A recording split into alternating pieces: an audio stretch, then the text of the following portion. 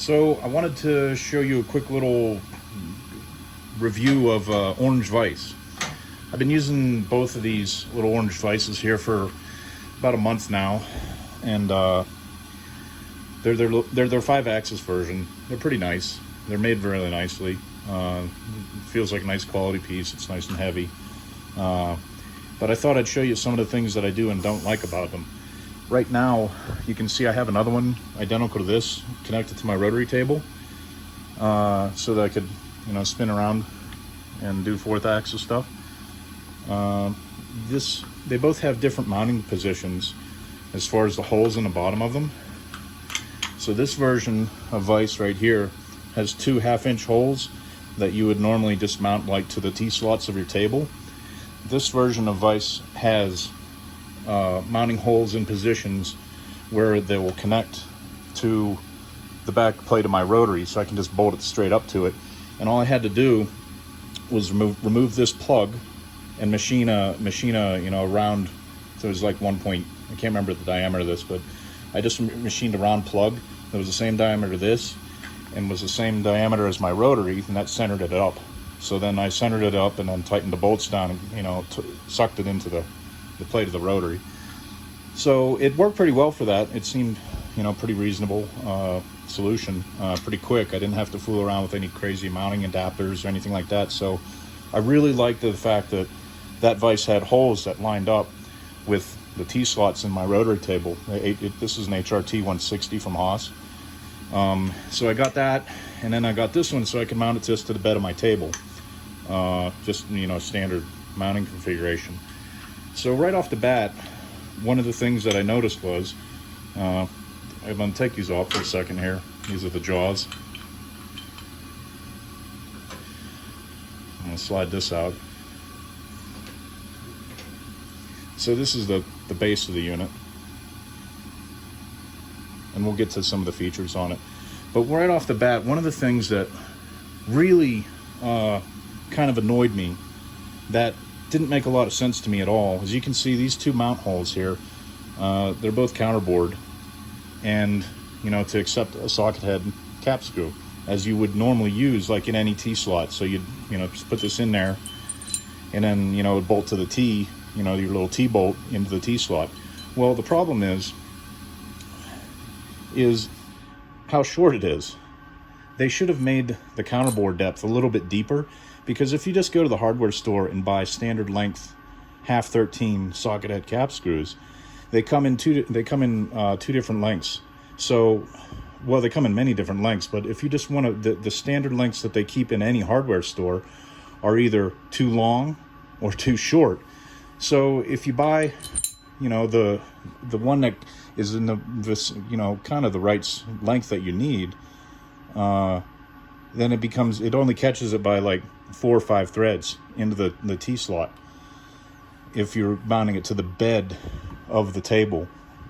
So that's kind of an annoyance to me, because somebody should have had a little bit of forethought to make these counterbores just a little bit deeper so that you don't have to buy a special length bolt. The length of this bolt is, let me get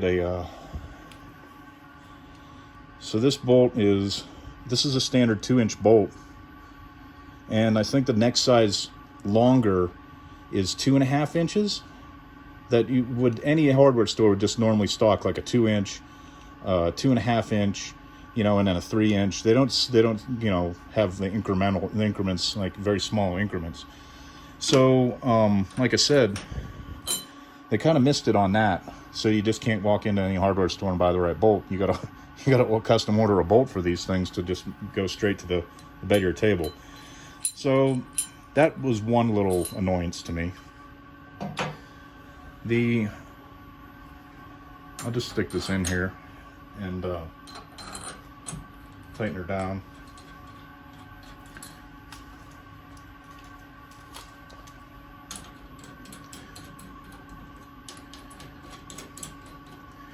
Just loosely.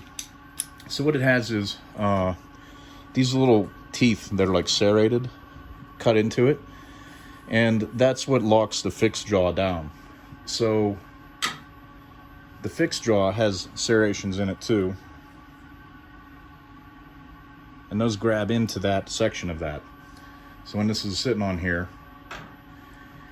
the fixed jaw will clamp down onto the screw here, and it'll lock in place, and then it won't move. And then the other side is just sliding jaw that will go in and out like this. So at first I thought that was a pretty neat way of doing things, but then I found out real quick the problems behind that. Every time you want to make a vise change for parts, like if you're doing prototype work, and your vise and the width of your vise jaws needs to change a fair bit, you find yourself constantly readjusting this. You know, oh, I got to put it in this spot here, or I need to move it back for a wider part. It really becomes a kind of a nuisance for me. And one of the other things too is once I'm done cutting and I want to move this, it becomes a kind of a pain to make sure and have to, you know, make sure the teeth are all blown out with chips, because chips can kind of develop in these teeth, and if you clamp it down on top of a chip, well, that's a problem.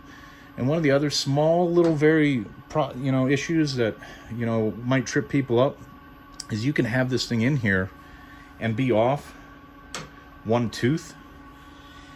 And the average, you know, a good machinist is going to notice this, but, you know, it's just a bit of annoyance, because if you're out here and the teeth are covered up and you're off by one tooth, you really have to pay attention to that, because it, you know, obviously will mess things up with your workpiece. So I don't like that at all. That this style of mounting a fixed jaw is not my favorite. I'm not a fan of this after using it. There's too many little things that are just a little bit of a nuisance for me, you know. So anyway, so if I take this little gadget, and it's nicely made, don't get me wrong, all of this stuff is nice and square and machined well. But we will get to one machining issue on it, and what happens is when I'll get to a machining issue with these that I don't like at all in just a second. For the most part, they're pretty square and flat, but just hold on for a second. So the sliding jaw, both jaws have this long set screw in them that you screw in and out. This one's the same way. So they both clamp onto this. And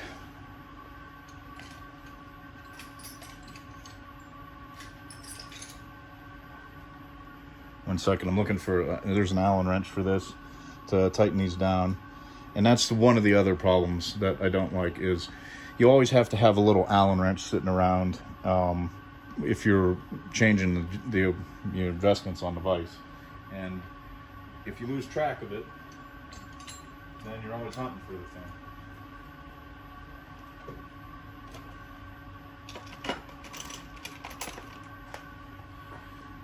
So I found it now. So anyway, I'm going to lock down the fixed jaw. I'm just going to put it in one position that's, you know, so that it's straight. So I'm going to lock this fixed jaw in place. Now I'm going to snug up the sliding jaw just a little bit, just so I can move it. Now the other thing I don't like terribly is it uses a 12-point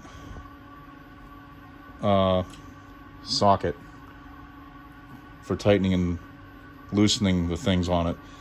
I'm not a fan of the 12-point at all. You know, it just needs to be a hex. There's benefits to the 12-point over time, but you know, the standard hex, if you misplace this, or if it's not handy or whatever, you can always use any kind of crescent wrench or any, you know, standard wrench to loosen this up. But you know, with the 12-point, you know, socket, you have to have that specific socket sitting ready to go for the vise, no matter what, whenever you're doing stuff. Not a big deal, but just a little thing for me that I would have rather them just put a hex on this thing. You know, that would have been fine for me. Just so you could use any standard, you know, 6-point socket. So let's get to the important part.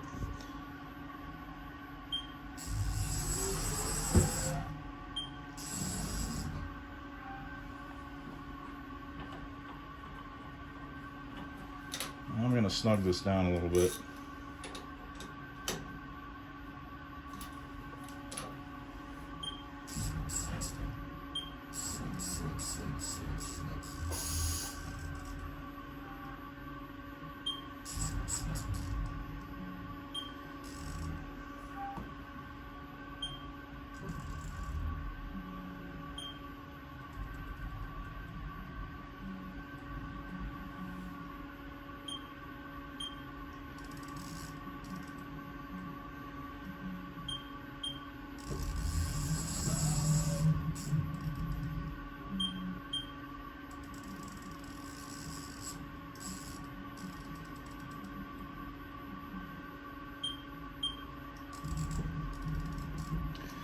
So I'm just going to indicate this thing in and try and get it straight.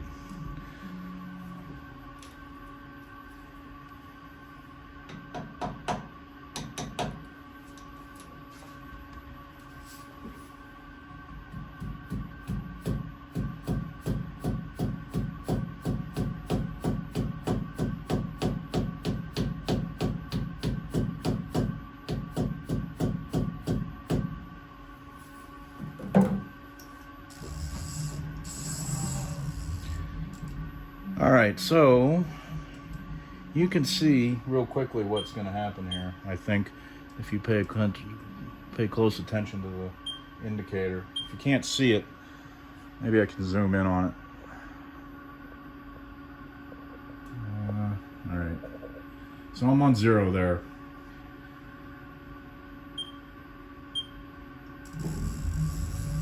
So you can see that there's a bow in the jaw, and I'm not even perfectly dialed in yet.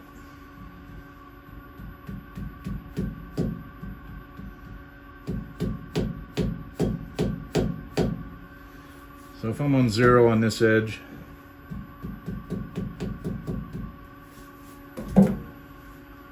so I'm on 0 on this edge, and I run across, and I'm on 0 on this edge, you can see the bow in it, and it's about a thou. Actually, sorry, 8/10, 7/8. It's got 7/8 of bow in the middle. I'm not happy with that at all, really. You know, I've had other vices you could run across like this, and they're dead. They're 0.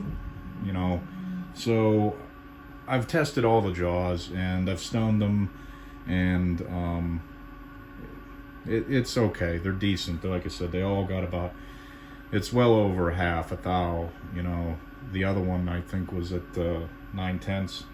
So they're machined well, but like I said, you can, you know, take it for what you will, what you see right there. That's one of my biggest gripes about the thing. So outside of that, you know, I got these things, and their main intent is really just for, you know, 5-axis work, you know, 5-axis machines. I think was their, you know, true intent, and you can use them in this type of situation just fine. But if you were willing to deal with, you know, some of the little quirks of the fixed jaw and the serrated teeth, and you know, the faces of the jaws not being, you know, perfectly straight, then they're great. So one of the other things too I'll show you that kind of was a little bit annoying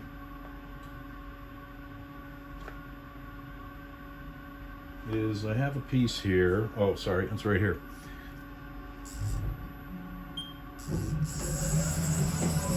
So I was doing some test cuts on this piece with it mounted in there. You know, I did, you know, I had a face mill in there, and I was facing some stuff off. And I set it down in here like this, and I was tightening everything up. So all I did was I just set it in here like this, and I moved it back and forth a little bit like this, just to, you know, just to make sure that, just to get a feel for how it was sitting in there. And then I picked it back up, and then I looked at the bottom of it, and then I saw these 4 little scratches in the bottom of my piece. And I was like, man, where did those come from? I just faced this off.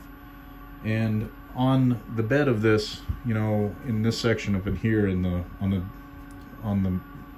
the vise, those little serrations, everything on there, the way it all stands up, it just stands up a little bit and puts these marks in your part. I was a little bit surprised to that it didn't wasn't that's something you had to look out for. So now, not that it's a huge deal, but now if I'm milling anything in there, you know, I make sure I put something under there, like a parallel bar or whatever, so that, you know, it doesn't mar up my part. So that's I'm glad I had found that, because that might have caught me off guard a little bit later down the road on, you know, if I was trying to make something and make it really nice and, you know, sat it in there. I've had other vices where you could just set a part down in there and move it, and it would slide around on the ground surface and it wouldn't mar it up. But not a huge fan of that either. So all in all, for the amount of money that these vices are, they're pretty cheap. You know, they're not super expensive. For what I'm doing with them, the price is pretty good. I do not recommend them for prototype work. If you're doing a lot of prototype work where you're changing jaws around, if you're moving stuff, you've got different sizes of pieces coming in and out all the time, these are not fun to work with. I recommend a self-centering vise that, you know, everything centers the way it should, and you don't have to fool around with the fixed jaw like it was on this one. The other thing that I do like is the Anderson grips. These little Anderson teeth in this thing. These work great. You know, there's nothing I can say bad about this stuff here. What I really like about them is they have marks in them, etchings for length, so that if you got a part, you can stick it in here and say, oh, I set it at 1 inch. You know, if I want to set this, I set it at this line right here, and that's 1 inch. You could almost use that as a part stop if you're doing stuff for, you know, that's, you know, not super critical, if you're just roughing stuff out. I really like that idea. That's a super keen thing. So the jaws are, you know, they're mint. There's no issues there. It's just some of the other little things that, like I said, I'm not terribly keen with, as far as you just saw. Now, I can tell you, on the one stuck to the rotary, I've had this plate off, and I've had pieces in here sitting like this on the rotary, you know, so that the rotary's spinning around like this, and these grips work great for that. I can, you know, I've made some parts like that they hold real well. There's no issues with anything like that. Nothing's getting checked out of the vise. So if I take this, rotate this around, make sure I'm not going to hit anything. So for this kind of setup, it works pretty well. They're nice, they're small, they're inexpensive. There's some fooling around with them, but you get a good idea of what I'm talking about and if they would work for you from what I've said so far. So that's about it. I can't really say much else about them. Everything else, they do what they're supposed to do. They clamp, they hold pieces, just a few little things. So thanks a lot, and we'll talk to you later. Have a great machining day.